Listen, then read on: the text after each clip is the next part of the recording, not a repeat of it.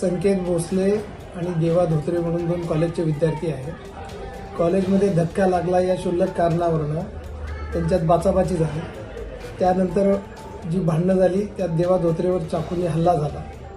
त्याचा बदला घ्यायचा म्हणून देवा धोत्रेचे वडील कैलास धोत्रे आणि इतर काही गुंडांनी मिळून संकेत भोसलेला किडनॅप केलं आणि त्याला मारहाण केली आणि त्या मारहाणीत तो गंभीर जखमी झाल्यावर त्याला हॉस्पिटलमध्ये आम्ही ॲडमिट केलं. 307 गुन्हा दाखल केलेला आहे.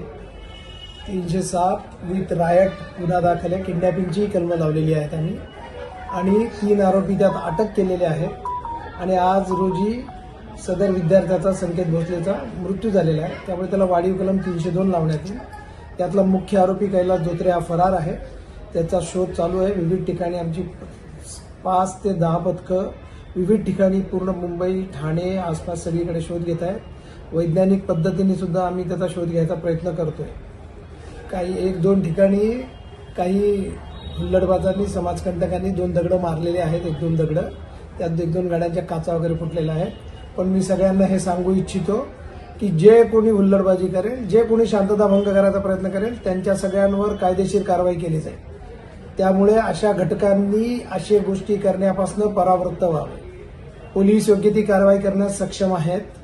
त्यामुळे अशा कुठल्याही गोष्टी कुणीही करू नये आणि ते टॉलरेट केलं जाणार नाही. दुसरी गोष्ट, कुठं परिसरात काही तणावपूर्ण काही नाही आहे. सगळीकडे शांतता आहे आणि मी नागरिकांना सुद्धा आवाहन करतो की बिलकुल अफवांवर विश्वास ठेवू नका. सगळीकडे शांतता आहे. थँक्यू.